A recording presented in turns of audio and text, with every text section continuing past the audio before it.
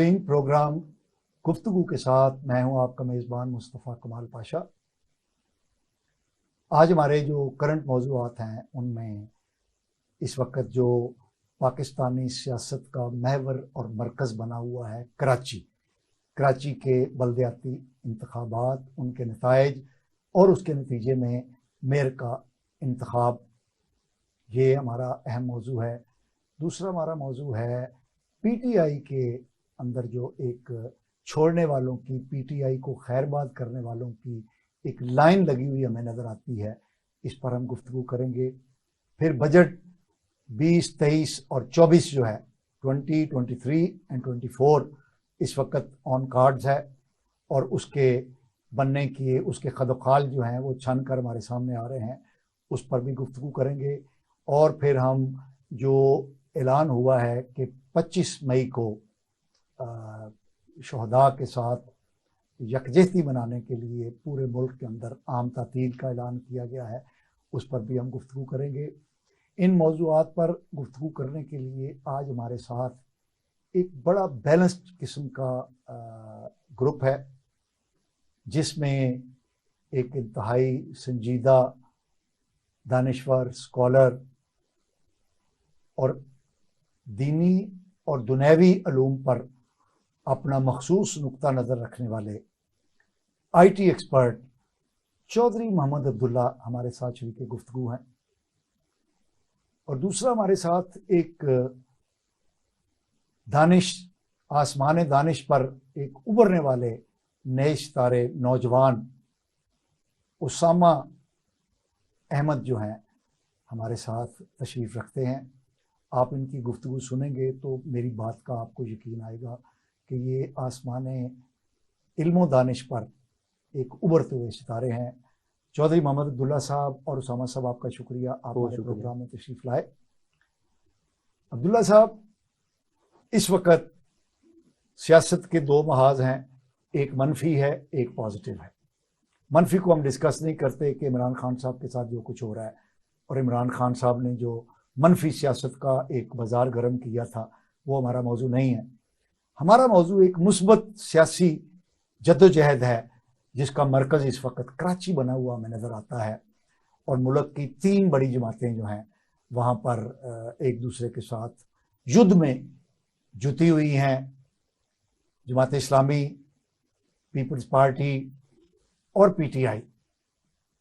और बड़ी अजीब एक सूरत हाल वहाँ पर सामने आई है कि अगर हम अवामी ताईद के नुक्ता नज़र से देखें तो कराची के अवाम ने जमात इस्लामी को अपना हक़ नुमाइंदगी जो है वो सौंप दिया है।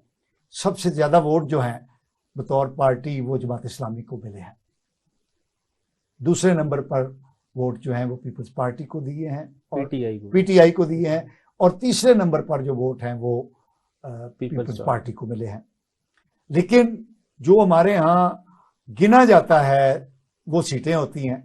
नंबर ऑफ वोट्स फैसला नहीं करते, बल्कि नंबर ऑफ सीट्स जो हैं वो फैसला करती हैं, और नंबर ऑफ विनिंग कैंडिडेट्स। तो उस वाले से देखें तो जो सबसे ज़्यादा कैंडिडेट जो जीते हैं वो पीपल्स पार्टी के जीते हैं। तो इस वाले से बल्दियाती इंतखाबात में जो सिंगल लार्जेस्ट पार्टी बनकर उभरी है वो पीपल्स पार्टी है। लेकिन तीसरी सूरत हाल बड़ी अजीब है कि पीपल्स पार्टी और जमात इस्लामी ने मिलने का ऐलान कर दिया है। पीटीआई और जमात इस्लामी ने आपस में मिलने का ऐलान कर दिया है। बल्कि यूँ कहें कि पीटीआई ने जमात इस्लामी की हमायत का ऐलान कर दिया है। इसी तरह जो TLP है, तहरीक लब्बैक पाकिस्तान, उन्होंने भी जमात इस्लामी की हमायत का ऐलान कर दिया है। तो इस हवाले से जो सबसे बड़ी जमात उभर कर सामने आई है वो जमात इस्लामी है। तो ये एक बड़ी अजीब सी खिचड़ी नहीं बल्कि देग पक गई है बिरयानी की, जिसमें बहुत सारी चीज़ें जमा हो गई हैं। तो मोहम्मद अब्दुल्ला साहब, आप ये बताइए कि आप इस सारी सूरत हाल को किस तरह देखते हैं। एक नुक्ता नज़र तो ये है कि जमात इस्लामी ने बड़ा खूबसूरत कम बैक किया है और साबित किया है कि वो, यानी अगर कराची जैसे पढ़े लिखे और डेवलप्ड शहर के शहरियों की नुमाइंदगी कर सकती है, तो वो पूरे मुल्क के जो अवाम है उनका हक़ नुमाइंदगी भी अदा कर सकती है। क्या कहेंगे आप? बिस्मिल्लाहिर्रहमानिर्रहीम। सबसे पहले तो मैं स्पेशल टीवी और आपका शुक्रिया अदा करता हूँ कि आपने मौका दिया कि हम भी आपकी तवासत से लोगों तक अपने ख्यालों का इज़हार कर सकें। कराची की जो करंट सूरत हाल है, कल बल्दियाती मुंतखब नुमाइंदे जो हैं वो हल्फ ले चुके हैं और लगता है कि अब अगला मरहला कुछ ज़्यादा दूर नहीं है मेयर के इंतखाब का। सोशल मीडिया पे जो ट्रेंड चल रहे हैं, मेन स्ट्रीम जो पॉलिटिकल वर्कर हैं उनको जमात इस्लामी और पीटीआई का इत्तेहाद शायद कोई इतना पसंद नहीं आया। ये मैं यानी रिपीट कर रहा हूँ बात, आपका कहना ये है कि सोशल मीडिया पर जो ट्रेंड चल रहे हैं उसमें जो उभर कर सूरत हाल सामने आ रही है कि एज ए होल पीटीआई और जमात इस्लामी का जो इत्तेहाद है उसको अच्छी नजर से लोग इसको नहीं देख रहे। हाँ, लोग इसको मशकूक बनाने की कोशिश कर रहे हैं। अच्छा, उसकी वजह क्या है कि भी इस वक्त पार्टियां 13 पार्टियां जो इक़्तिदार में हैं, पीपल्स पार्टी उनका एक हिस्सा है। तो जहां जहां पे पीपल्स पार्टी के मुकाबल उन 13 पार्टियों में से किसी का कोई कैंडिडेट नहीं था, पीपल्स पार्टी का कैंडिडेट ही उनका मुतबादिल कैंडिडेट था। ओके, मैं जमात इस्लामी पीडीएम के किसी पार्टी की जो है वो पार्टी नहीं हो सकती थी। इसी तरह से तहरीक इंसाफ भी पीडीएम की 13 पार्टी में से किसी का भी मुतबादल नहीं हो सकती थी। ठीक है। इसलिए अगर ये कहा जाए कि अगर कराची में कि जमात इस्लामी वोटों के जमहूर के हिसाब से सबसे बड़ी पार्टी जमात इस्लामी बन के सामने आई है, तो ये तो दुरुस्त है। सीटों की मैं एतबार से बात नहीं कर रहा, वोटों की अगर हम कहें जमहूर की बात तो जमात इस्लामी सबसे बड़ी पार्टी है। ठीक है। और अगर पार्लियामेंट जमहूरियत की बात करें तो पीपल्स पार्टी सबसे उनकी सीटें तादाद में ज्यादा हैं, वो सिंगल लार्जेस्ट पार्टी बन के सामने आए हैं। लेकिन हमारी जो है मरवजा जो सियासत है उससे वोट तो उन्हीं लोगों ने डालना है जो जीत के वहां पे एक हल्के से मुंतखब हुए हैं। अब मेयर को उन्होंने वोट डालना है। ठीक है। अब इन दोनों की तीनों पार्टियों की अगर सूरत हाल हम देखें तो पीपल्स पार्टी जो है वो सिंध में हुकूमत उसकी है और कराची में वो हुकूमत बनाना अपना हक समझते हैं। वो हक इस हवाले से कि अगर पीपल्स पार्टी के साथ सिंध के अलावा कराची नहीं है तो उसकी सिंध में हुकूमत मौसर नहीं रहेगी। ठीक है। दूसरी बात ये कि पीपल्स पार्टी आने वाले इलेक्शन का दराग कर रही है कि अगर कराची में डेवलपमेंट का सारा बजट और सारा काम अगर दूसरी पार्टियों के पास चला गया तो वो क्या करेगी? तो कराची अपनी कारकर्दगी कैसे शो, यानी पीपल्स पार्टी अपनी कारकर्दगी कहाँ दिखाएगी? वो अंदरूनी सिंध में तो शायद बगैर किसी कारकर्दगी के वोट ले सकते हैं, लेकिन कराची में बहरा कोई ना कोई कारकर्दगी उनको दिखानी पड़ेगी। इसीलिए कराची में पीपल्स पार्टी पूरा जोर लगा रही है कि हमारा मेयर आ जाए। लेकिन अगर मेयरशिप के इंतखाब की अगर हम बात करें तो पीपल्स पार्टी के बाद सिवाय एक रास्ते के अब कुछ नहीं बचा। एक रास्ता उनके पास पहले था कि पीटीआई को अपने साथ मिला लेते, एक रास्ता ये था कि जमात इस्लामी को अपने साथ मिला लेते। लेकिन ना डेमोक्रेसी में तो यही है कि आप जमहूर जो हैं आप उनकी राय का एहतराम करें। अगर पीपल्स पार्टी और जमात इस्लामी मिलकर आपस में किसी एक इत्तेफाक राय पे, यानी एक फार्मूला कोई इक़्तिदार की शेयरिंग का, उससे इत्तेफाक राय कर लेते तो मेरा ख्याल है कराची के 100% अवाम जो है वो पुरसकून हो सकते थे कि अब जो ये हमारे बल्दियाती इदारे बने हैं ये यकीनन हमारी कोई ना कोई खिदमत करने में कामयाब हो जाएंगे। अब अगर जमात इस्लामी और पीटीआई का अगर इत्तेहाद हुआ है तो पीपल्स पार्टी के पास क्या चॉइस रह गई है? अब एक ही रास्ता है जिसमें जरदारी साहब बड़ी महारत रखते हैं कि वो दूसरों पार्टी के जो मेंबर हैं उनको तोड़े। 97 सीटें उनकी हैं, क्योंकि टूट ही रही है। 98 सीटें इस वक्त पीपल्स पार्टी की हैं, 87 जमात इस्लामी की हैं। मेरा ख्याल है कि पीपल्स पार्टी अब दो तरह की। अच्छा, इस पर हम आएंगे। अभी उसामा साहब, अब्दुल्ला साहब ने बहुत खूबसूरत बात कही। मेरा सवाल, अगर आप अब जो इन्होंने सूरत हाल बताई है कि जमहूर का वोट जो है वो जमात इस्लामी को पड़ा है, लेकिन जो पार्लिमानी रवायात हैं उसमें पीपल्स पार्टी नंबर 1 आई है। अब मुझे आप ये बताइए कि पार्लिमानी रवायात में तो ये होना चाहिए कि जो नंबर ऑफ सीट्स जिसकी ज्यादा हैं, जो सिंगल लार्जेस्ट पार्टी है, मेयर लाना उसी को मौका मिलना चाहिए। लेकिन यहां पर अब दूसरी सूरत हाल हो गई है कि दो पार्टियों के मिलने से पीपल्स पार्टी की जो सिंगल लार्जेस्ट पार्टी की हैसियत है वो खत्म हो जाती है। तो आप कैसे देखते हैं? सबसे पहले जी बहुत शुक्रिया। लेकिन अभी उन्होंने भी कहा कि Peoples Party single largest party है, लेकिन ये बिल्कुल गलत है क्योंकि अभी 6 सीटें ऐसी हैं जिनका केस इस्लामाबाद हाई कोर्ट में चल रहा है। और इस्लामाबाद हाई कोर्ट ने फैसला दिया हुआ है कि जब तक ये फैसला नहीं हो जाता इनका रिजल्ट जारी नहीं होगा। ओके। इस दौरान पीपल्स पार्टी को इतनी क्या जल्दी है कि वो मेयर का इलेक्शन करवाना चाह अच्छा रहे हैं। एक मिनट उसामा साहब, बहुत आपने खबरियत हमें दी है, जी।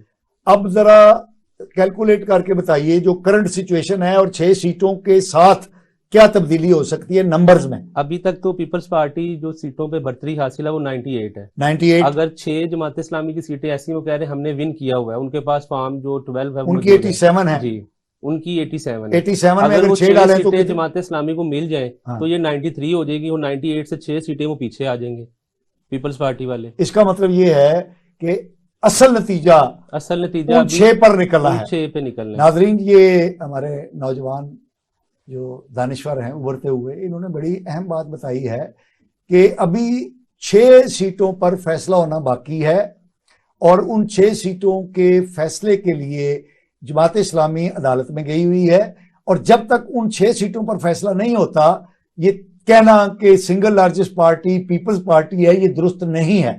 जी आगे चलिए। उसके साथ अब आप देखें, जब ये सारी सूरत हाल पैदा हुई, पीपल्स पार्टी को इतनी क्या जल्दी है कि वो मेयर का इलेक्शन करवाना चाह रहे हैं। एक सूरत हाल तो ये है कि पीटीआई के बंदे पीटीआई को छोड़ के जा रहे हैं, उनको ये भी जल्दी है, उनको 9 मई के केसेस बना के गिरफ्तार किया जा रहा है। अब इसमें एक सूरत हाल ये है कि अब तक कराची के जो एडमिनिस्ट्रेटर हैं वो है मुर्तजा वहाब, ठीक है। अब आप लोकल बॉडी का कानून देखें तो जो भी एडमिनिस्ट्रेटर की मुद्दत अगर पूरी हो जाए ना उसकी, तो वो 6 महीने तक कोई भी ओहदा नहीं ले सकता। ओके। अब मुर्तजा वहाब की जो मुद्दत है वो 10 जून को पूरी हो रही है। ओके, ठीक है, तो वो मेयर के कैंडिडेट बन रहे हाँ हैं। वो मेयर के कैंडिडेट बनना चाह रहे हैं। अगर 10 जून को उनकी मुद्दत पूरी हो जाए तो वो कोई लोकल ओहदा नहीं ले सकेंगे। अब अच्छा। उनको जल्दी इसलिए है कि 10 जून से पहले पहले मेयर का इलेक्शन करवा लें और मुर्तजा वहाब को मेयर करवा लें। अब इस दौरान 9 मई का क्योंकि एक बड़ा खौफनाक वाकया हुआ जो कि सब शर्मिंदा है, उसमें मजम्मत जितनी की जाए उसकी कम है। उस वाकये को वो बना के सारे पीटीआई के जो कारकुन का लाए, उनके जो चेयरमैन थे, वाइस चेयरमैन, काउंसलर, उनको उठाई जा रहे हैं। तो हाफिज नईमुर रहमान साहब ने इलेक्शन कमीशन में पिटीशन भी दायर की हुई है कि आप इस चीज को थोड़ा सा आगे ले जाएं, जब हालात मुनासिब होंगे तब आप अदालत का भी फैसला आ जाएगा तब आप करवा लें। लेकिन इस चीज में वो ये उनके भी पीपल्स पार्टी के भी 2 ग्रुप है। एक ग्रुप मुर्तजा वहाब को बनाना चाह रहा है मेयर, जबकि दूसरा ग्रुप किसी और को बनाना, सईद गनी भी है इसी तरह। तो ये चीजें मौजूद है। अब मेन लड़ाई है 10 जून की। वो चाह रहे हैं कि 10 जून से पहले हो जाए मेयर का इलेक्शन हो जाए ताकि मुर्तजा चौधरी अब्दुल्ला साहब, चौधरी मोहम्मद अब्दुल्ला साहब। लेकिन एक चीज मैं इसमें और ऐड करना चाहूंगा। अभी पीटीआई ने जमात इस्लामी की हमायत का ऐलान किया। जमात इस्लामी तो शुरू दिन से कह रही है, हाफिज नईमुर रहमान कह रहे हैं कि तमाम पार्टी शहर के लिए इकट्ठी हो जाए, हमें वोट दें, जमात इस्लामी का मेयर लेके आए, तमाम सब मिलकर काम करेंगे। अब जमात इस्लामी तो नहीं पीटीआई के साथ मिली, इसमें अगर नेगेटिव प्रोपेगेंडा कर रहा है तो पीपल पार्टी कर रही है। पीटीआई ने खुद ऐलान किया, अगर पीटीआई वाले बुरे हैं वो अपने अमाल को अच्छा करने के लिए जमात इस्लामी में शामिल हो रहे हैं, तो हमें उसको अप्रिशिएट करना चाहिए। अप्रिशिएट अब्दुल्ला साहब, ये नुक्ता इन्होंने बहुत प्यारा दिया है। उस नुक्ते की बात इसमें है, अगर कि जमात इस्लामी नहीं मिली उनसे, ठीक, यानी इस वक्त जो पीटीआई है वो बदनाम जमात है, उस पर पाबंदी लगने की बातें हो रही हैं, दहशतगर्दी के इल्जामात हैं, तो उस वाले से जमात इस्लामी और उनका इत्तेहाद अच्छा नहीं है। अगर वो किसी अच्छे के साथ मिलकर काम करना चाह रहे हैं तो इसमें बुराई कोई बुराई नहीं है। मैं पहले 6 सीटों वाली बात क्लियर करना चाहूंगा कि 6 सीटों में से अगर 5 सीटें भी अगर जमात इस्लामी को मिल जाए तो जमात की 92 सीट्स बनेगी। पीपल्स पार्टी फिर भी लार्जेस्ट पार्टी रहेगी 93 सर 5 नहीं 6 सीटों के फॉर्म उनके पास मौजूद है। वो कह रहे हैं हमारे पोलिंग एजेंट्स ने विन की हुई है। वो तो देखें, पहले भी जो दोबारा इन्होंने इलेक्शन, अगर 6 की 6 मिल जाए तो फिर 6 की 6 मिल जाए तो पार्लियामेंट जमहूरियत में ये चीज नहीं कि सिंगल लार्जेस्ट पार्टी कौन सी है। पार्लियामेंट जमहूरियत में तो ये ऐवान के अंदर अक्सरियत कौन लेता है। अब चूंकि ऐवान के अंदर अक्सरियत बाहर ये लग रहा है कि जमात इस्लामी और पीटीआई का इत्तेहाद ली जाएगा, तो पीपल्स पार्टी के पास एक ही सूरत बचती है बाकी कि मैक्सिमम लोग जो पीटीआई के जीते हैं उनके ऊपर किसी तरीके से केस बनाए। नहीं, केस तो पूरे मुल्क में बन रहे हैं। वो इसके अंदर जो जीते हुए हैं उनके अंदर केस बनाए, उनको हलफ के लिए ऐवान के अंदर ना जाने दें। अगर वो ऐवान के अंदर हलफ के लिए नहीं जाते और पीपल्स पार्टी इलेक्शन करवा देती है तो यकीनी तौर पर जमात इस्लामी की सीटें कम होंगी। आपका कहना यह है कि इस वक्त जो वाजे अक्सरियत है वो जमात इस्लामी और पीटीआई के इत्तेहाद की है और इनका मेयर जो है वो यकीनी नजर आ रहा है। यकीनी नजर आ रहा है। लेकिन अगर पीपल्स पार्टी जैसे हम कहते हैं वो बंदे खरीद सकती है पीटीआई के, जो इतना मुश्किल काम नहीं है। साथ में पीटीआई के नहीं, आपने बड़ी खूबसूरत बात कही कि पीपल्स पार्टी पीटीआई के बंदे खरीद सकती है। मैं अगर ये कहूं कि पीटीआई के बंदे बिक सकते हैं तो ये दुरुस्त नहीं है। देखो पार्टी जमात इस्लामी के बंदे क्यों नहीं खरीदे जा सकते? जमात क्योंकि वो बिकते नहीं है। हाँ जी, ठीक तो है। पीटीआई जो है ये बिकाऊ माल है। सर अभी भी इस टाइम देखिए जमीर की इस तरह के वहां पे देखो एक चीज- पीटीआई एक पार्टी को बकाऊ मान लगे हैं, ये हर बंदे का अपना जाती डिसीजन है। अच्छा, पार्टी को तो हम ब्लेम नहीं कर सकते ना। हाँ, यानी देखिए, पीटीआई में हाँ, बिकाऊ माल जमा है, यूं अगर नहीं कहें। देखिए हर बंदे ने खुद डिसीजन करना है कि उसने बिकना या नहीं बिकना। जी, मैं यहाँ पे एक चीज ऐड करना चाहूंगा। कल जब हलफ बर्दारी की तकरीब हुई उससे पहले पीटी हॉल में एंटर होने से पहले ही उनके कुछ चेयरमैन उठा लिए गए, ठीक है। बिके तो नहीं ना वो। बिके नहीं, लेकिन पुलिस ने गिरफ्तार कर ली। उससे पहले भी तो गिरफ्तार कर सकते थे, लेकिन उनको हलफ बर्दारी से पहले गिरफ्तार करना ये किस तरफ इशारा था। और 7-8 बंदे कल ऐसे उठाए गए जिनको 2 बंदों को अब तक जमात इस्लामी अपनी कोशिश करके छुड़वा सकी है, ठीक है। तो वो अपनी कोशिश कर रहे हैं। वो तो चाह रहे हैं कि सब शहर के साथ मिलकर काम करें। अगर नंबर गेम देखें तो मखसूस जो नशिस्तें मिला के जमात इस्लामी और पीटीआई 193 बन रहे हैं ओके, और पीपल्स पार्टी और इत्तेहादी 166 बन रहे हैं। अब वहां पे फैसला होना है 180 पे। ओके। जो 180 ले गया वो मेयर बनेगा, ओके। जबकि अक्सरियत अब पीटीआई और जमात इस्लामी ने शो कर दी यानी हमारी आपका कहना 193 ये है कि जो वाजे इम्कानात हैं वो ये है कि जमात इस्लामी का हाफिज नईम और अमान साहब जो है वो मेयर बने। वो मेयर बनेंगे। क्लियर नजर आ रहा है। अगर अब वो मेयर ना बने तो ये पीपल्स पार्टी जो पिछले 75 सालों से वो करती आ रही है, अपने मुंह पे काला खुद ही मलेगी। अच्छा, अब हम एक इसमें मैं एडअप करना चाहूंगा कि पीपल्स पार्टी और बाकी सारी जो हमारी मेन स्ट्रीम पार्टीज हैं, इनके अगर आप पास को देखें तो ये बलदियाती इंतखाबात को कभी भी पसंद नहीं करते। ठीक है। ये इलेक्शन भी इलेक्शन कमीशन के बार बार दबाव होने के दबाव के ऊपर इलेक्शन हुए हैं। इसमें एक सूरत वो भी हो सकती है जैसे नून लीग की पिछली गवर्नमेंट में रही है कि बलदियाती इलेक्शन हुए, मेयर के इंतखाबात हुए, अक्सरियत नून लीग के बंदों की थी, लेकिन नून लीग ने 3 साल तक किसी को कोई इख्तियार नहीं दिया, उन्हें काम करने का मौका ही नहीं दिया। अगर पीपल्स पार्टी ने ये फैसला किया है कि सिंध में हमने कराची किसी के हाथ नहीं जाने देना, एन मुमकिन है कि 3 महीने 4 महीने 6 महीने तक वो मेयरशिप का इलेक्शन ही ना करवाएं, नहीं करवाने दें। ओके, या अगर वो इलेक्शन करवाएं तो इनको किसी तरह की कोई इख्तियार ना लेने दें। लेकिन पाकिस्तान की जो जमहूरियत है तो ऐसी ढीली ढाली अच्छा, जमहूरियत हम है। आगे बढ़ते हैं।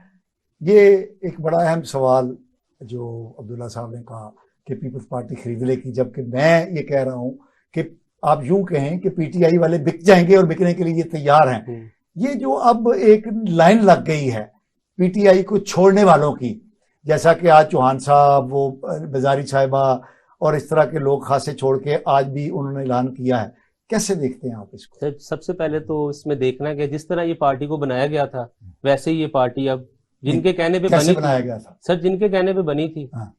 जिन्होंने बनाई थी इस पार्टी को, जिन्होंने इसकी हवा बनाई थी, उनके कहने पे अब इसका मतलब है कि ये जो पीटीआई का एक हुआ था ये जाली था। ये जाली था। नहीं, नहीं, अब आते हैं आपकी तरफ। ये आते हैं। जाली था, बिल्कुल जाली था। जिन्होंने ये पार्टी को बनाया, जिन्होंने इसको हवा दी, अब वही इस पार्टी को बैकफुट पे लेके जा रहे हैं। उन्होंने इस पार्टी को बहुत चांस यानी जो आवारा परिंदे जो हमारा पीटीआई की टहनियों पर बैठ गए थे, अब उन आवारा परिंदों को दोबारा घोंसलों में लाया जा रहा है। इनका काम पिछले 75 सालों से देखें, यही बंदे, पार्टियां चेंज चेहरे चेंज होते हैं, निजाम चेंज नहीं हो रहा। जी, देखिए जब जुल्फकार अली भुट्टो साहब 70 के इलेक्शन में मगरबी पाकिस्तान में अक्सरियत हासिल की तो बहुत सारे इलेक्टेबल्स को उन्होंने अपनी पार्टी में जगह दी थी। बहुत सारे नए बंदे भी थे, लेकिन इलेक्टेबल्स भी बहुत सारे उन्होंने अपने साथ इकट्ठे किए थे। इसी तरह से जो भी इलेक्शन हुआ है, नून लीग अगर जीती रही है या पीपल्स पार्टी दोबारा जीती रही है, तो 88 में बेनजीर ने जब 2018 में अब्दुल्ला साहब, मैं बताता हूँ उससे जाता जबरदस्ती, मैं आपका पास बता रहा हूँ कि बेनजीर के ऊपर जब पीपल्स पार्टी के तलाक का दौर आया तो बहुत सारे लोग पीपल्स पार्टी को छोड़ के चले गए। लेकिन जब 85 में बेनजीर पाकिस्तान में वापस आई और जब 88 का इलेक्शन हुआ तो उन्होंने अपने टूटे हुए बहुत सारे बंदे वापस ले लिए थे। सर मुफाद को देख के मैं बंदे वही वापस आते हैं ना, मैं अपने वही मुफाद के लिए अच्छा वापस अब्दुल्ला आते साहब, एक बात उधर ही आ रहा बताइए, हूँ। ये क्या सब पास- नून लीग पर जब बुरा वक्त आया था कि नून लीग को तो छोड़ के गया था? मैं वही अर्ज करने लगा को नून लीग भी बहुत सारे बंदे छोड़ गए थे। मसला कोई ऐसा कोई नहीं, ऐसे नहीं देखें, हुआ। पीटीआई की भी आप बात करें 2018 में जो लोग पीटीआई में शामिल हुए थे वो कहाँ से आए थे? तो कुछ नून लीग से, कुछ पीपल्स पार्टी से, ये कोई इशू नहीं है। लेकिन आप ये देखें कि क्या जो पीटीआई को वोट पड़ा है, क्या ये उन लोगों का जाती वोट था या पीटीआई का वोट था? यकीन करें, ये ठीक है, सारी बातें अभी जहाँ पे मौजूद हैं कि प्रेशर था, उनके साथ आर्मी और कुछ नादीदा ताकतें जो थी वो पीटीआई को जिताना चाहती थी, लेकिन लोगों ने वोट अपनी विल पे डाला है। आप कहना ये चाहते हैं कि पीटीआई जो है वो मुल्की लेवल की पॉपुलर तरीन पार्टी है? देखिए अभी 2018 की बात हो रही है, हाँ। नहीं, तो 2018 में वो एक्सट्रीम पार्टी नहीं थी। 2018 अगर ये आवारा परिंदे उनके साथ शामिल ना किए जाते तो वो अब तो सादा अक्सरियत भी नहीं ले सकते। सिर्फ 2018 की बात नहीं करनी, हम देखें पिछले पूरे 75 सालों को, वो हम तो- 75 हाँ, सालों ठीक है। से देख रहे हैं कि कि ये चेहरे बदल देते हैं। कभी यही लोग पीपल्स पार्टी में होते हैं, अच्छा नहीं, अब यही हम देख लोग रहे हैं यही कि अभी ये- अगर पार्टी की पीटीआई की बात करें तो मैं समझता हूँ कि पीटीआई ने 2018 के इलेक्शन में जो वोट लिए थे वो पीटीआई के ही वोट थे। आप ये कह लीजिए कि बतौर एक अदारे के आर्मी 6 लाख बंदे के नफूस हैं उनकी फैमिली को मिलाने को 30-40 लाख बंदे बन जाते हैं। मुमकिन है उन्होंने सारे के सारे वोट उन्होंने कहा हो, सबने वोट दिया, लेकिन लोगों ने वोट अपनी मर्जी से दिया है। अब्दुल्ला साहब, हमारी डिस्कशन इंशाल्लाह इसी नुक्ते पर जारी रहेगी। नाजरीन, हम एक शॉर्ट ब्रेक पे जा रहे हैं, हमारे साथ रहिएगा।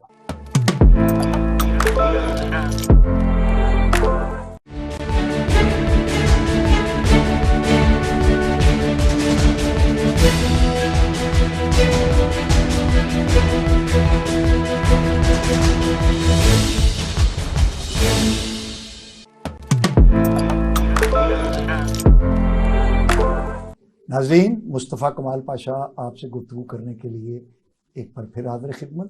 हमारे साथ आज की गुफ्तगू में शरीक हैं इंतहाई सीनियर स्कॉलर और IT एक्सपर्ट चौधरी मोहम्मद अब्दुल्ला साहब और उभरते हुए दानिश्वर और scholar political analyst Usama Ijaz sahab. जी अब्दुल्ला साहब, मुख्तसर बताइए कि ये जो PTI में रिवर्स गेयर लग गया है, इसका आप क्या नतीजा देखते हैं? देखिए, पीटीआई के अंदर बहुत सारे लोगों ने ऐलान किया है कोई आइंदा इलेक्शन नहीं लड़ेंगे या पीटीआई को तौबा कर लिए यानी छोड़ के जा रहे हैं। बात ये तो इस वक्त जो माहौल चल रहा है 9 मई के बाद, जो पीटीआई के ऊपर जो दबाव आया है मुख्तलिफ सेगमेंट की तरफ से, तो पीटीआई के बंदे गिरफ्तार हुए, अदालत ने उनको नहीं, वो जो उन्होंने हरकत की है 9 मई को, वो नहीं आप सब... हरकत को हम अलग डिस्कस करते हैं। अच्छा, अभी तो पॉलिटिकल मैकेनिज्म को डिस्कस करें कि मैकेनिक्स, पॉलिटिकल मैकेनिक्स क्या है। पीटीआई के लोग गिरफ्तार हुए, अदालत से उनकी रिहाई हुई, जमानत हुई, उसी दिन उन्होंने अदालत जेल से बाहर निकलने साथ दोबारा गिरफ्तार कर लिया। दूसरी दफा रही हुई, जैसे शीरी मजारी है, उन्हें तीसरी दफा गिरफ्तार कर लिया है। अब उनके पास इसके अलावा अब कोई चॉइस नहीं रही कि वो ऐलान कर दें कि वो पीटीआई में मौजूद मजलूम ना कहें, उनकी स्ट्रेटेजी क्या नहीं है। अच्छा, कि अगर बाहर निकलना है जेलों से, उन्होंने देख लिया कि भाई ये हमारे तो जमानत के बावजूद भी बाहर आने नहीं दे रहे, तो उन्होंने कहा ठीक है, पार्टी को कुट करने का ऐलान कर दिया। मैं ये समझता हूँ बुज़दिली नहीं है, ये स्ट्रेटजी है। टेम्परेरी, यानी सियासी वर्कर, सियासी लीडरशिप के लिए जेल जाना तो एक बड़ा एजाज होता है, टेम्परेरी, और वो जेल में जाना पड़ा है तो उन्हें पार्टी, ये एक अलग चीज है, ये एक टेम्परेरी फेज है पार्टी के लिए। ये बंदे अगर पार्टी में वापस आना चाहेंगे तो ये वैसे ही वापस आ जाएंगे जैसे 1988 में बेनजीर ने सब वापस ले लिए थे। नवाज शरीफ ने जद्दा से वापस आने के बाद उन्होंने भी सारे बंदे वापस ले लिए। सर, मैं इनकी बात से बिल्कुल एग्री कर रहा हूँ इस बात पे, क्योंकि ये स्ट्रेटजी हो सकती है। वो इस तरह के इमरान खान साहब ने ट्वीट किया कुछ दिन पहले, जो लोग पार्टी छोड़ के जा रहे हैं मुझे उनके साथ हमदर्दी है, हम अपने कारकुनान को कहते हैं कि उन पर तनकीद ना करें। ठीक है, अब आपने एक चीज देखी होगी कि एक जो भी प्रेस कॉन्फ्रेंस करने आता है उसके हाथ में पर्ची होती है, वही देख के हर बंदे ने वही देख के पढ़ी है। ठीक है, और वो एक ही बात कहता है मैं पीटीआई छोड़ रहा हूँ और मेरा सियासत भी छोड़ने का ऐलान है।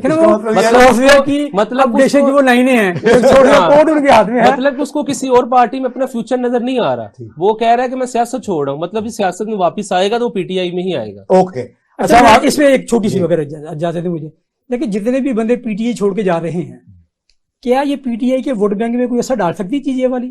देखिए, पीटीआई का वोट बैंक तो इमरान खान के साथ है, इनमें से किसी के कोई जाती वोट नहीं है, ये सारे इमरान खान के नाम के मोहताज है। मैं ये समझता हूँ कि इमरान खान सिर्फ एक चीज महाज था 35 सेंट्रल, जी ठीक है, वो अपनी जगह मौजूद है, लेकिन अब इस वक्त वहां पे भी वोट, अगर पॉपुलर वोट देखें तो वो इमरान खान के नाम के साथ है, वो उन लोगों की वजह से नहीं है। इस वक्त इमरान खान की सिर्फ एक ही कोशिश है कि किसी तरीके से इलेक्शन हो जाए। उन्हें लग रहा है कि अगर इलेक्शन हो तो शायद हमें कोई ना कोई फायदा हो सकता है, क्योंकि पब्लिक मेरे साथ है। और पीडीएम की हर जो काविश है वो इस वक्त हमें नजर आ रही जाती हुई कि इलेक्शन से किसी तरीके से बचा जा सकता है। अच्छा अब्दुल्ला साहब, हम आगे बढ़ते हैं। ये IMF के बगैर बजट पेश होने जा रहा है, अवाम की चीखें नहीं, पता नहीं क्या निकल गया है, इतनी महंगाई हो गई है और आने वाले दिनों में कोई बेहतरी होती भी नजर नहीं आ रही है। ऐसे माहौल में हमें इमदाद भी नहीं मिल रही, IMF भी नाराज है, तो आप कैसे देखते हैं ये जो आने वाला बजट है, इसको ये अवाम की मजीद चीखें निकलवाएगा? देखिए, तो पिछले 20-25 साल के बजट तो हम अपनी आंखों से देखते रहे हैं। ठीक है, ये सब हमारे सामने की बातें हैं। मुझे तो यूं लगता है जैसे पाकिस्तान को जानबूझ के गुर्बत की वादी में धकेला जा रहा है। ओ, ये पाकिस्तान के पास इतना पोटेंशियल है कि हमारे 30-40 अरब के दरमियान में हमारी हर साल इतने बिलियन डॉलर हमें रेमिटेंसीज आ रही हैं, ओके, और इतने के करीब जो हमारी अपनी एक्सपोर्ट्स मौजूद हैं। मतलब आप यूँ समझें कि अगर एक बंदे का अगर 90 रुपये का बजट है और 80 रुपये वो खुद कमा रहा है, तो क्या कोई 10 रुपये के लिए कोई अपनी आज़ादी और खुद मुख्तारी दाव पे लगा सकता है? मैं 80 कमाने वाले के लिए 90 या 100 कमा लेना कितना मुश्किल है। ठीक है, लेकिन यूँ लगता है जैसे हुकूमतों की ख्वाहिश है कि ये 80 रुपये से हम 90 रुपये कभी भी ना जा सकें। अच्छा, मैं 80 बिलियन डॉलर हम कमा रहे हैं, तो 10 बिलियन डॉलर कौन सा ऐसा डेफिसिट है कि जिसको कवर नहीं किया जा सकता? नाजरीन, अब्दुल्ला साहब की बात बड़ी काबिल गौर है, और मैंने इनके इंट्रोडक्शन में भी बताया था कि ये स्कॉलर हैं, दीनी भी और दुनियावी भी, आईटी के एक्सपर्ट हैं, बहुत सारे चैनलों के इन्होंने काम किया है और उनको इस्टेब्लिश किया है। तो इनकी दाढ़ी देख के तो लगता ये है कि ये सिर्फ मौलवी होंगे, लेकिन आप उनका मुतालिया और उनकी तालीम और उनका तजिया देख के इन्होंने बड़ी आला बात कही है कि ये शायद तय कर लिया है हमारे पॉलिसी साजों ने कि जो थोड़ा सा डेफिसिट है हमारे बजट में, उसको हमने अपने ज़राए से हरगिज़ पूरा नहीं करना, ताकि हम गुलामी में गैर मुल्कियों की लगे रहें। इसकी एक छोटी सी मैं एग्जांपल देना चाहूँगा कि देखिए, गवर्नमेंट जब भी बजट पेश करने लगती है या पूरा साल जो वजीर खजाना और हुकूमती एहलकार है वो ये कहते हैं गवर्नमेंट जी ये सेहत के पैसे खर्च नहीं कर सकती, हमें यूँ कट लगाना चाहिए, हम मुलाजमों की तनख्वाही नहीं दे सकते, इससे हमें यूँ करना चाहिए, ये पेंशन हमारे ऊपर बोझ है, इसको यूँ करना चाहिए। यकीन करें ये सारे काम आप कर भी लें, जब तक आप अपने कर्जे से जान नहीं छुड़ाते आपकी सूरत यही रहेगी। मैंने आज तक किसी गवर्नमेंट के वजीर खजाना को या वजीर आज़म को ये बयान करते नहीं देखा कि यार ये 10 अरब डॉलर का हमारा डेफिसिट है, ये टोटल हमारे ऊपर 80-90 बिलियन डॉलर हैं, ये हमारी स्ट्रेटेजी, हम इस तरीके से इससे जान छुड़ाएंगे। इससे जान छुड़ाने का लफ्ज अदा करना उनके लिए ऐसे ही है जैसे इक़्तिदार से हाथ गंवाना, यानी ये उसके मुंह से ये लफ्ज कभी निकलता ही नहीं है। जी उसामा साहब। जी, मैं अगर हम देखें पिछले 1 साल से पाकिस्तान की जो माशी हालत है बहरानों का शिकार है। इस दौरान अब्दुल्ला साहब ने कहा कि इलेक्शन होने चाहिए, इमरान खान का वोट है। मेरा इनसे ये सवाल है कि अगर इलेक्शन हो भी जाते हैं, इमरान खान जीत जाते हैं, तो क्या ये बहरान हल हो जाएगा? क्या ये सब कुछ ठीक हो जाएगा? वैसे जो पीटीआई के लोग हैं, मैं आपको एक तजिया निगार के एंकर के तौर पर आपको बता रहा हूँ कि इमरान खान ब्लफ खेल रहे हैं। इलेक्शन करवाना उनका हरगिज़ दिली मुतालबा नहीं है। क्यों भला? सर अगर इलेक्शन हो जाते हैं तो उनकी ये यानी सुने, इलेक्शन कराना किसने है? मौजूदा हुकूमत ने। इसको वो कहते हैं करप्ट लोगों की और इंस्टॉल्ड, वो क्या है जी, कौन सी हुकूमत है जो, लेकिन ठीक है, और जो जिस इदारे ने कराने हैं, इंपोर्टेड हुकूमत कहते हैं इसको, जिस इदारे ने इलेक्शन कमीशन में करानी है उसके चीफ को गालियां देते हैं। और यानी ये फिर कैसे मुमकिन होगा कि इलेक्शन के उनके जहन में है कि मेरे पास वोट बैंक ही इतना है कि धांधली हो नहीं सकती। अगर आपने किसी का वोट नहीं, अगर आपने किसी का पीटीआई, एक मिनट उसामा साहब और अब्दुल्ला साहब, आपसे मेरा सवाल है दोनों से कि पीटीआई जिस वक्त अपने अरूज पर थी 2018 में, जब पूरे इदारे और पूरी सरकारी और गैर सरकारी मशीनरी, पूरी इस्टेब्लिशमेंट, पूरी रियासती इदारे तुले हुए थे इमरान खान साहब को बांस पर चढ़ाने के लिए, उस वक्त भी इमरान खान साहब सादा अक्सरियत नहीं ले सके, ये आपको पता है। तो अब कैसे आप समझते हैं कि इमरान खान साहब बहुत बड़े इलेक्शन जीत जाएंगे? मेरी बात यह कि मैं आपसे ये इत्तेफाक नहीं करता कि पीटीआई का वो पीक का दौर था, वो पीटीआई का पीक का दौर है, वो पीटीआई का बैसाखियों का दौर था। ओके, अगर खान साहब की गवर्नमेंट ना तोड़ी जाती तो शायद खान साहब का क्रियाक्रम इस्तीफा हो जाता। ओके सर, अगर वो बैसाखियों पे थे, उन्हें चाहिए थे बैसाखियां ना लेते, वो अपोजिशन में बैठ जाते। देखे ना, अब वो जब गवर्नमेंट से निकले हैं तो बैसाखियां सारी निकल गई। बैसाखियां अब किसके साथ है? शहबाज शरीफ साहब की गवर्नमेंट के साथ। तो ये क्या इनका पीक का टाइम है? ये बैसाखियां देता कौन है? वो एक अलग बहस है, लेकिन ये पीक का टाइम नहीं है पीडीएम का। ये बैसाखियां किसी को पीक पे नहीं ले जा सकती। ये खान साहब का वो बयानिया है कि जी मेरे साथ बड़ी जुल्म और ज्यादती हुई, मैंने दूध की नहरें बस निकलने वाली।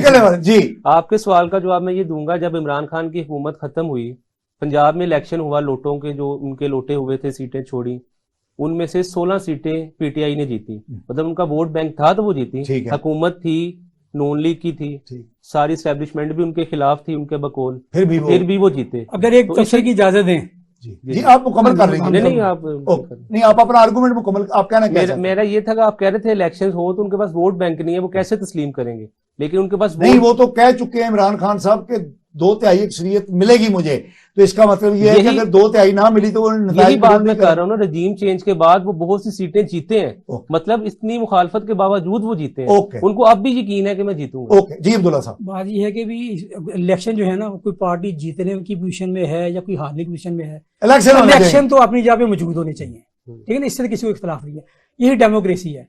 अगर हम इलेक्शन की बजाय किसी और सोल्यूशन की तरफ जाते हैं तो यकीन करें उसमें तो सितंबर में जब मुद्दत पूरी होगी असेंबली में इलेक्शन हो जाएंगे, की कोई गुंजाइश नजर नहीं आ रही। वो पंजाब की मुद्दत पूरी हो गई नहीं, वो देखें ये जो असेंबली देखिए बहस मामला है, बात सिंपल है कि अब तो वो चीज खत्म होगी ना। हम अपने प्रोग्राम के आखिर की तरफ जा रहे हैं।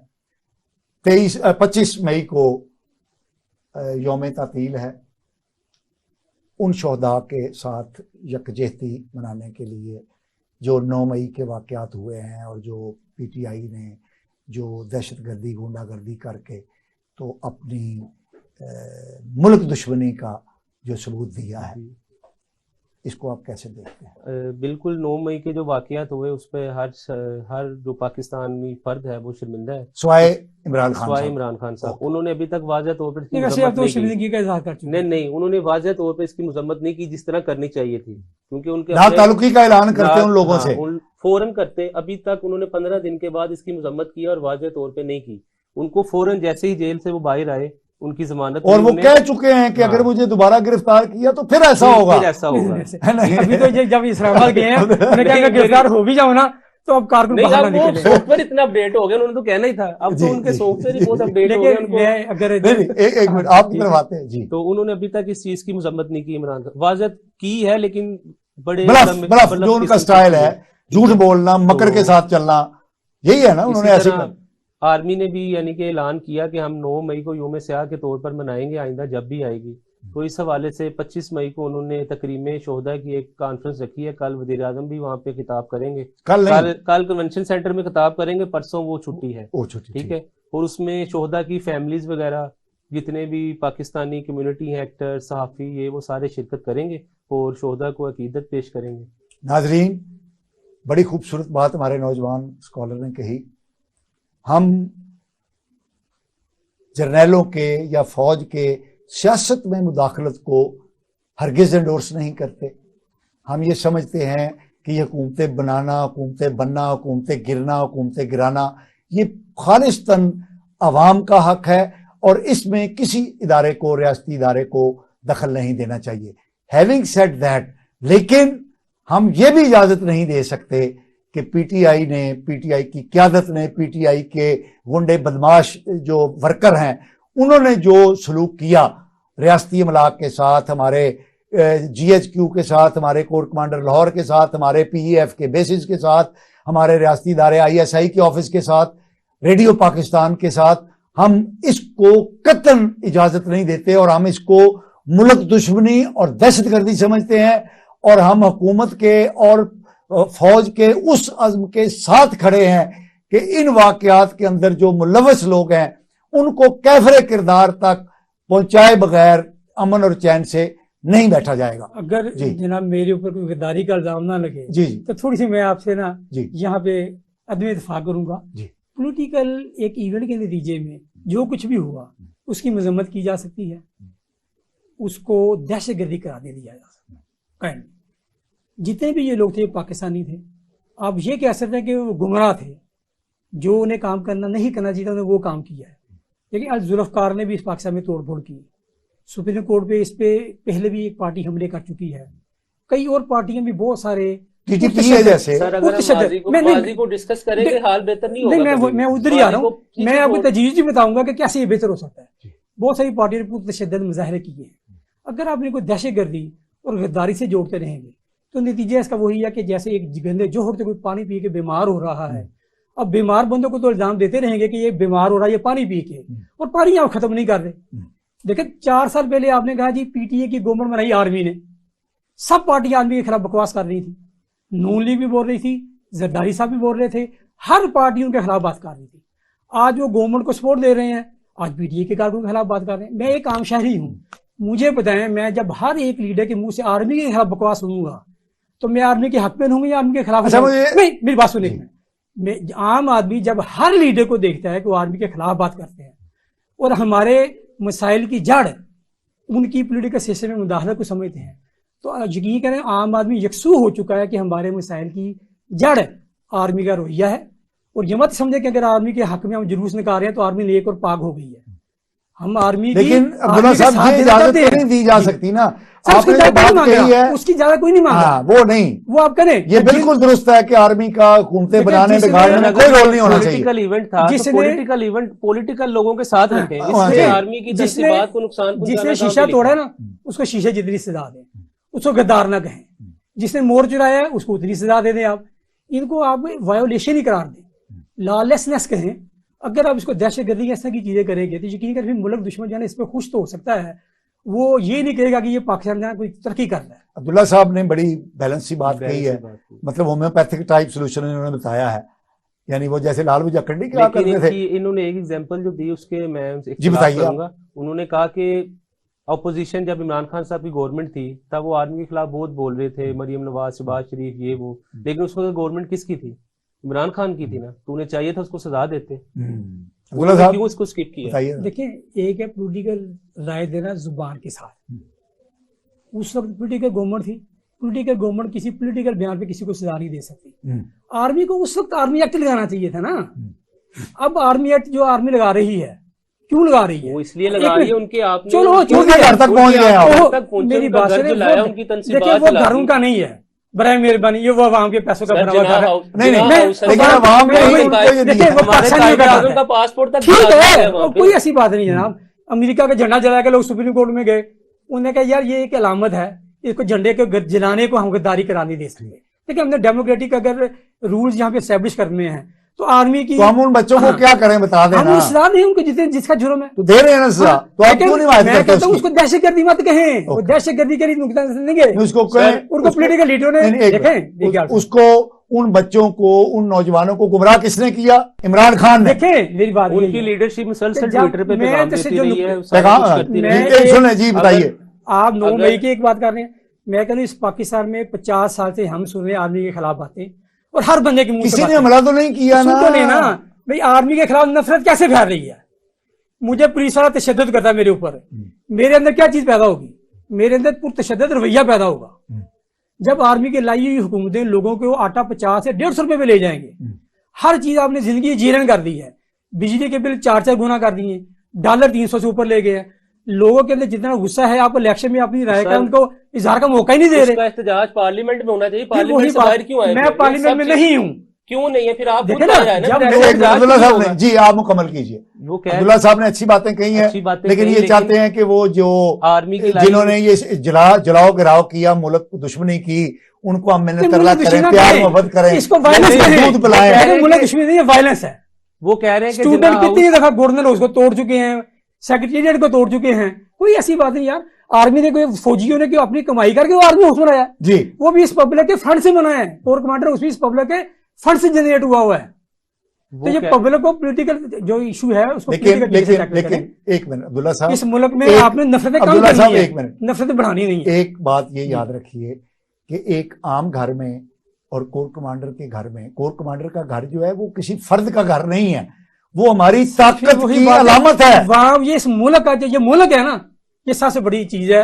कोर कमांडर उसको चीज नहीं है। सर आपने कहा आवाम के टैक्स पे ये घर बना है, कल को भी उठेगा उठेगा मीनार पाकिस्तान भी आवाम के पैसों का बना है, इसको भी गिरा दो। मैंने तो कहा कि सजा दे, मैंने तो कहा जिसे गिराया उसको सजा दे, तो उसे पैसे पूरे करें।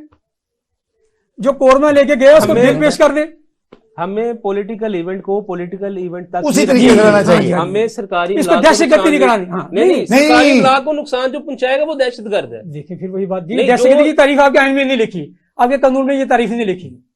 सर अगर जो तारीफ आपने कानून में नहीं है उसको एक इवेंट की नहीं बदलेंगे तो ये ज्यादती वाली बात है। मैं कोई पीटीआई के साथ नहीं हूँ, पॉलिटिकल ना इसको मैं जस्टिफाई कर दूं। नहीं होता कि आप सरकारी चीजों नहीं, लेकिन आप अभी तक अब्दुल्ला साहब आपने पीटीआई और इमरान खान के किसी इकदाम की मजम्मत नहीं की है, और आप भी वही रवैया इख्तियार कर रहे हैं। पुरतशद्दुद जिसे कार्रवाई की है, जिसने ये मुनाफिकाना जवाब है। ये कौन है बताएं आप? मैं ये कह रहा हूँ कि पाकिस्तान ये इन लोगों को काम करने पर किसने उभारा? 300 वो कौमी असम्बली और सूबाई असम्बली के अरकान जो हमेशा आर्मी के खिलाफ बकवास करते हैं, ये उन्होंने अवाम को उभारा है, अकेला इमरान खान नहीं है। इमरान खान से पहले 4 साल कौन करते रहे आर्मी के खिलाफ लोगों को, कौन अवाम को उकसाता रहा है? ये कहते हैं इमरान खान उकसाया। ये तो नहीं इमरान खान उधर आग लगा वो दो, आखिरी तिनका है, एमएम आलम का त्यारा जला लो। आर्मी के खिलाफ जो बोझ बढ़ रहा था ना, इमरान खान आखिरी तिनका है।